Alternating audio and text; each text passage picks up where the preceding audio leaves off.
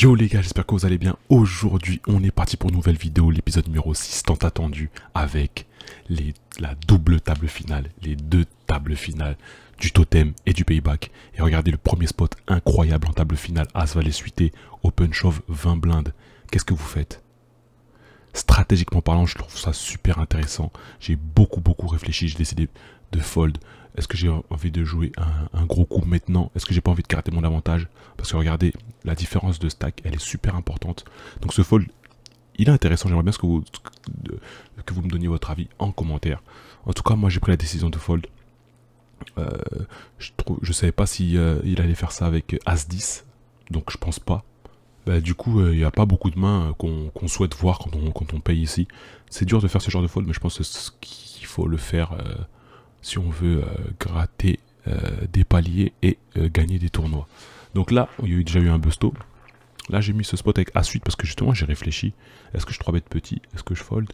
Est-ce que j'ai vraiment envie de mettre 4-5 blindes là-dedans, quoi? Tout simplement, je pense qu'on peut fold et on sait qu'on va récupérer des jetons d'une autre façon, quoi. Donc je sais qu'il y a certains joueurs qui prennent le 3-bet. Moi, j'ai préféré fold. Je trouvais que le fold était intéressant. On a un autre joueur qui a busté, vous allez voir ça va aller très vite sur cette table finale, on a déjà 5 left assurés de 161 €. Du coup on va commencer à mettre la pression parce que du coup on est chip leader de la table, notamment avec cette hauteur d'âme. Là on a trouvé As Valet off. Cette fois-ci la situation est un petit peu changé par rapport à tout à l'heure, c'est-à-dire que j'étais orienté, lui par contre il a de l'ICM, si vous regardez il y a Kotara qui a 9 blindes, donc c'est-à-dire que j'étais orienté, il ne peut pas faire grand chose non plus, et comme c'est la première fois que je le 3-bet, j'ai des bons bloqueurs pour le faire, voilà, hop, on récupère le pot, et c'est comme ça que ça va se passer. On trouve un beau As Valet suité, on est 5 left, comme je vous ai dit, ça va aller assez vite, il fait tapis, on snap call, et malheureusement il fait le 9, on va devoir faire un As ou un Valet, le Valet les gars. Mon coup très important, enfin on les passe, après ces 4 mois douloureux, ça fait plaisir de passer ce genre de coup, on n'est plus que 4 left, et donc assuré de 226 €. Si je vais limp fold, je pense que j'ai pas besoin de faire autre chose, on peut min raise limite, mais je trouve qu'il n'y a pas trop d'intérêt. Donc là on a trouvé paire de dames, on est magnifique, je préfère 3 bet size pour lui laisser la place de faire des bêtises. Vous voyez, imaginez qu'il fait tapis, ce genre de main là, avec As5, As4 suité, malheureusement il fait le roi. C'est le seum parce que c'était un coup énorme les gars. Vous vous rendez compte que si on passait ce coup là, ça y est, c'était tout droit quoi. Mais je pense que c'est important de faire 6 pour lui laisser la place de faire des erreurs comme on l'a fait. Si on chauffe tout de suite, c'est dommage. Et là, on est en table finale les gars, du payback. On a notre ami Barella, vous le savez, c'est Donato Pacenza, streamer très connu. Si vous regardez, si vous faites attention au stack, il est énorme et on est tous short. Et moi je suis deuxième, mais j'ai que 17 blindes. Et comme je sais qu'il peut abuser de la situation, je me suis dit, les fois où je fais un 7, ben, on peut doubler facilement, vous voyez, parce qu'il va nous mettre la pression sur toutes les streets. Et donc je colle, et non, malheureusement là ça va être difficile de call au vu de la situation, mais je trouvais que cette main était assez intéressant ici, malgré notre profondeur. Et regardez cette turn, c'est assez drôle, pour la petite histoire en plus, il avait 2 as. Donc ça fait un palier les gars, et on passe donc à 6 left sur le payback. Là je préfère open shove dame valet suité, il y en a certains qui vont dire oui, qui préfèrent min raise. Après le problème c'est que si vous faites min raise, est-ce que vous faites min raise pour call ou min raise pour fold? Et notre main elle a une belle équité, donc je préfère tout simplement open shove. Paire de 3 c'est facile, c'est un open shove, on tombe contre roi valet, c'est un coin flip, on est devant, aïe aïe aïe, on passe derrière, et le split. Incroyable les gars, les émotions les gars, il y a trop d'émotions durant cette table finale. On va faire tapis 13 blindes, paire de 6, rien d'autre à faire, on va pas min raise, on veut rien ninjuice. Il reshove, c'est un coin flip. Il fait l'as. Oh, mais les gars, que estás pasando? Let's go! Enfin les gars, on gagne des flips importants. Je vous rappelle que c'était un flip, hein. Ça reste un flip à 50-50, après, c'est ce qu'il y a des façons de le gagner et de le perdre, mais en tout cas, ça reste un flip. Et là, en fait, pourquoi je mets MDR? Parce qu'en fait, Donato, il nous a dit, vous amusez bien, il openait toutes les mains, en fait. Et après, c'est normal, hein. Et moi, je lui ai demandé de faire le taf, parce que moi, j'étais deuxième en jeton. Donc, moi, ça me allait très bien. Ça m'allait très bien, vous voyez. En attendant, le totem, 4 left, on fait tapis As8 en BVB, on fait le 8 tout de suite. Et donc, il n'y aura pas de 5.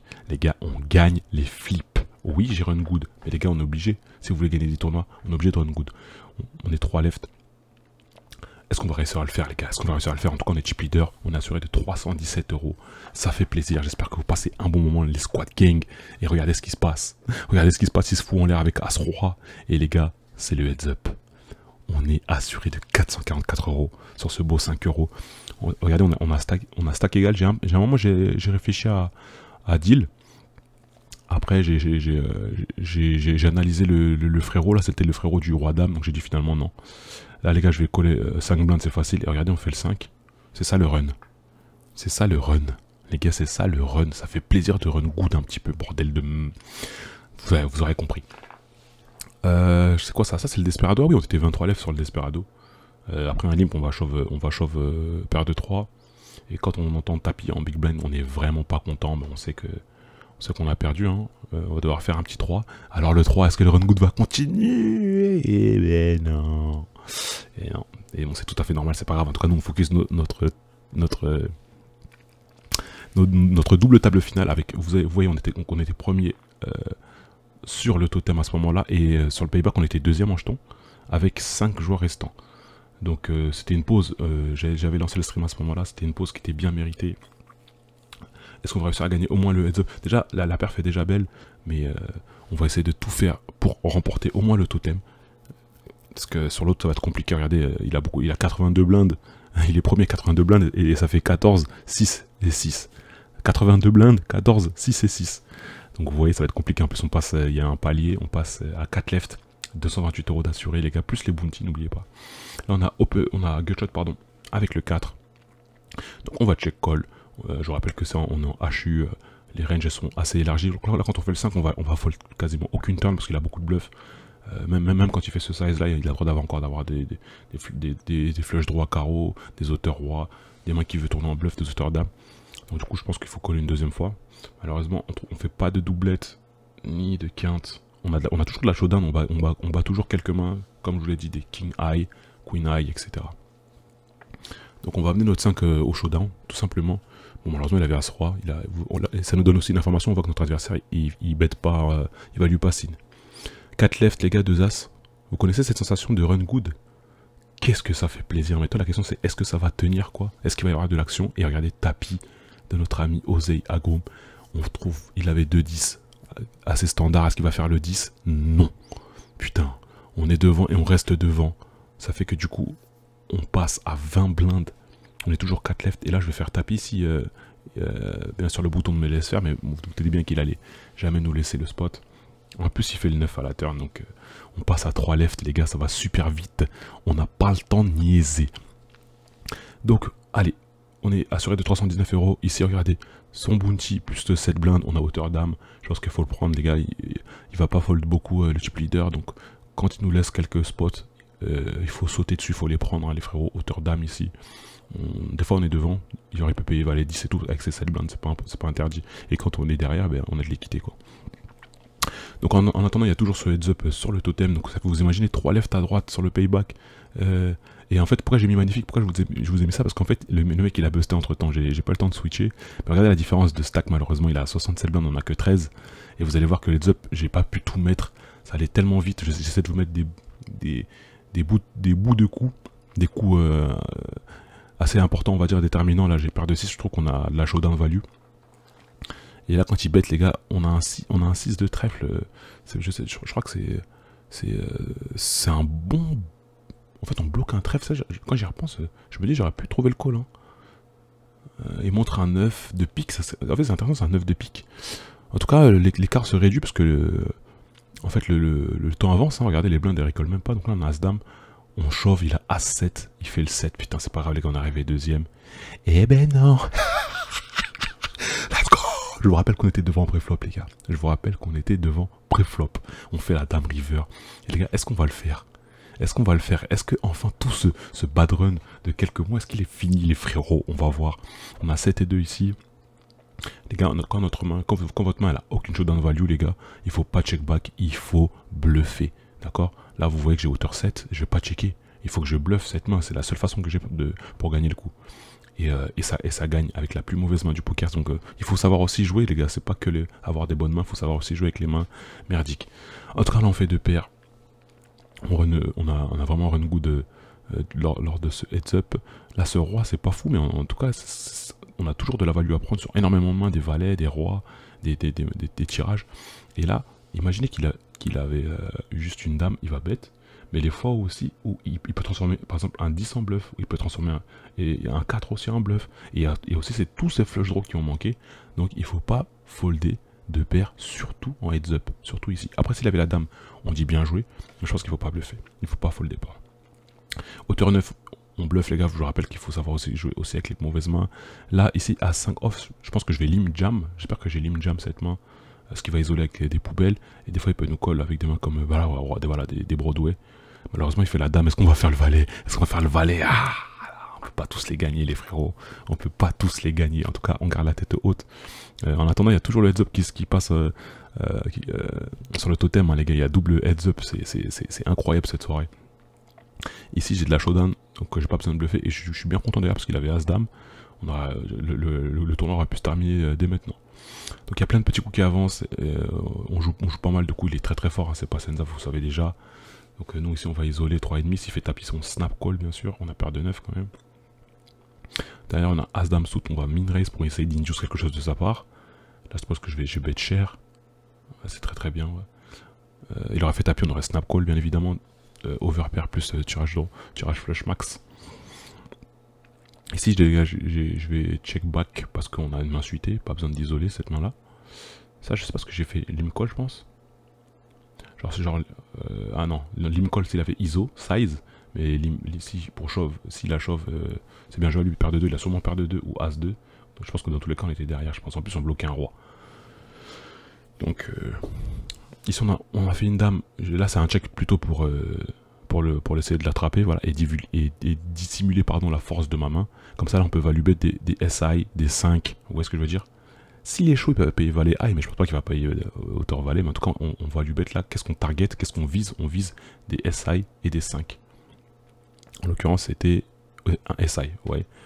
Il sert à ça le check turn. Ici, pareil, on veut faire As-9. On met une raise ici pour induce un shove. Si c'est shove, les gars, c'est un snap call. Je pense qu'on est OK là-dessus. C'est bête, c'est payé.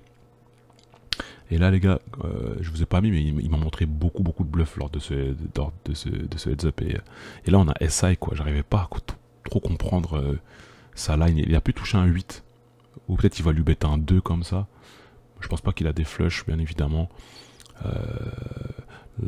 Là je me suis vu hero call mais j'aurais préféré call avec As-9 par exemple avec le 9 de trèfle, comme ça a bloqué un peu les flushs. Mais je me souviens de ce spot là, j'ai call et en fait il a valu bet je crois un roi il me semble. Ouais, très bien joué de sa part les gars, c'est ça hein, quand vous jouez des mecs qui savent jouer malheureusement, c'est intense. 2-4 suités, donc il repasse devant malheureusement. Il y a toujours le totem qui se passe comme je vous ai dit juste en haut. Et là d'ailleurs on fait tapis à suite pour le terminer, malheureusement il a As-Roi. Est-ce qu'on va faire le 8? Vous voyez j'ai fait la petite technique, j'ai appelé le 8, malheureusement c'est pas passé. Donc on continue la bataille sur le totem. Ici on peut faire deux choses, Roi Dame suité, on peut min raise pour call induce ou on peut limp. En tout cas, en aucun cas, je pense qu'il faut open shove cette main-là. Elle joue trop bien post-flop. Là, on fait paire de 6, regardez, il fait tapis Dame 7. Le flip est super important, les gars. Et il me semble que c'était la dernière main. On remporte le totem, les frérots. Les squad gang, on est en bleu sang. On est ensemble, les gars. Ça fait plaisir. Et maintenant, on va essayer de finir le boulot ici sur le payback. Je vous rappelle qu'on avait commencé le up avec un gros désavantage. Pour ceux qui se rappellent bien, n'hésitez pas à retourner sur la vidéo pour regarder les stack size de la table finale et du début du heads up. Vous allez voir, en tout cas, c'est super intéressant. Ici, je pense qu'on a un snap call hauteur roi. Malheureusement, il a fait le 8. Donc là, il prend un bel avantage sur nous. Hein. Entre temps, on n'a plus que 7 blindes. Donc il va faire tapis. On a hauteur roi, c'est un snap call, les gars. Regardez, on est devant. Il a fait un beau flop et ça tient, les gars. Je pense que c'est un snap call hauteur roi. Hein. Vous avez vu, j'ai pas hésité, je suis bien content d'ailleurs. 15 blindes contre 20 blindes. Les gars, est-ce qu'on va faire la double victoire, les gars? Quel combat! On peut sentir la tension, les frérots. Ici, on a fait flush draw. C'est très bien, une check raise. Et là, les gars, moi j'ai décidé de prendre le shove. Comme ça, on fait fold des SI, des king eye qui auraient tenté de faire ça. Et des fois, il a des flush draw en dessous. Malheureusement, il a le 10. C'est la dame! Mais non, les gars, ne me dites pas qu'on va le faire, les gars. Ne me dites pas qu'on va le faire. pas la double win quand même. Mais non les gars, on va pas faire ça. Pas ça Zinedine. Pas ça. Pas maintenant. Pas après tout ce que tu as fait. 2-8. On va fold bien évidemment les frérots, 2-8, on va fold. As des suité, on peut faire deux choses. On peut limper pour une juice ou on peut shove. J'aurais même pu faire min raise, on aurait pu tout faire en fait. Et là, paire de 8 les gars, c'est snap call, il a paire de 5. Mais non, on va pas le faire les gars. Pas de trèfle, pas de trèfle, pas de trèfle. C'est gagné les frérots. J'espère que vous avez apprécié la vidéo, la double win. Les gars, faut smasher le bouton like les frérots. J'espère que vous avez apprécié. C'est pas tous les jours qu'on vous offre des double wins comme ça. En tout cas, j'espère que vous avez bien aimé. On a run good, bien évidemment. Mais ça fait partie du jeu. Surtout, faut être patient les gars. Patience, résilience, contrôlez la taille, contrôlez vos émotions, pardon. Et votre bankroll et tout ira pour le mieux. J'espère que vous avez passé un bon moment les gars. Je vous dis à la prochaine les frérots.